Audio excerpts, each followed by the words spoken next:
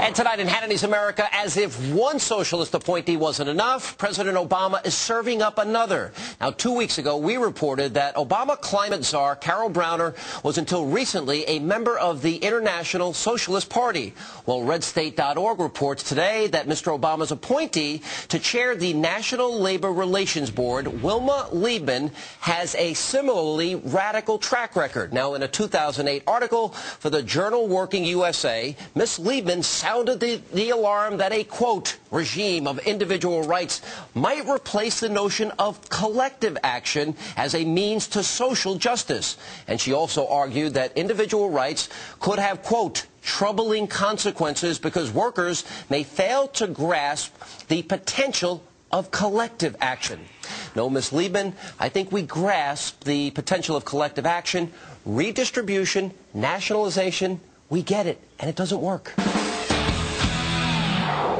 Obama senior advisor David Axelrod, well, he showed up on the Charlie Rose show last night. Though Rose has never been an attack dog when questioning his liberal comrades, Mr. Axelrod got a little tripped up when asked what the Obama administration hopes to accomplish in Afghanistan. Let's take a look. This is something that he's been discussing for several years.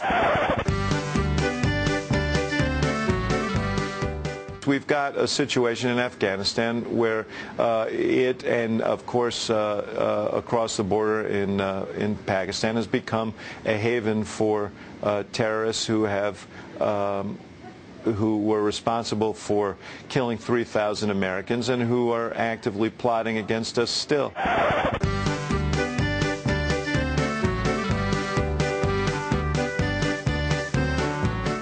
And the mission there is to first put an end to that, so that we don't have safe havens for terrorists there, and to the degree that there can be stability there, we'd like to help bring stability there.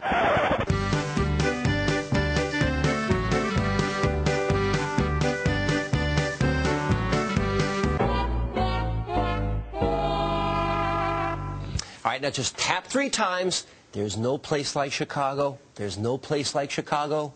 There's no place like Chicago. And as the Obama administration struggles to articulate its foreign policy, the prisoners of Guantanamo Bay, they are a continuous reminder of the mortal threat our enemies pose. Now, tonight we continue with our Gitmo All-Star Series as we profile a Gitmo detainee each night and ask what exactly President Obama plans to do with these cold-blooded killers once they're on our shores.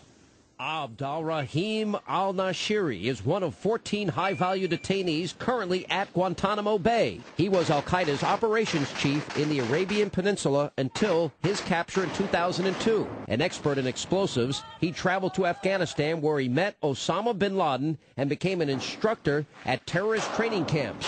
Bin Laden instructed al-Nashiri to carry out an attack on U.S. ships off the coast of Yemen. Mr. al-Nashiri rented apartments in Aden, Yemen, overlooking the port of Aden, and also rented houses to prepare for an attack. Al-Nashiri first dispatched operatives to attack the USS Sullivans, but the explosives-laden boat sank and the mission was aborted. The second try was more successful. On October 12, 2000, a small boat packed with explosives pulled alongside the Navy destroyer the USS Cole and detonated.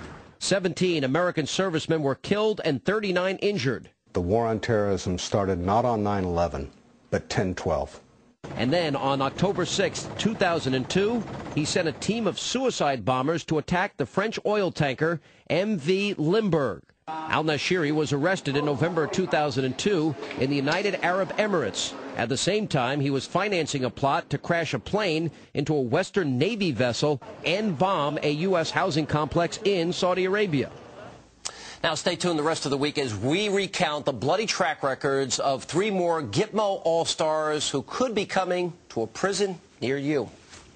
And now it's time for Great Moments in Liberal Foreign Policy. And Finally, tonight's great moment in liberal foreign policy is once again brought to you by the peanut farming president who says in his new book that he has the solution for Middle East peace. Now, Carter devotes the introduction to the controversy that surrounded his last book, Peace, Not Apartheid. And Carter describes his shock and dismay at those ruffled feathers, but concludes, quote, "For most American readers, my book was the first time they had encountered both sides of the Israeli-Palestinian conflict.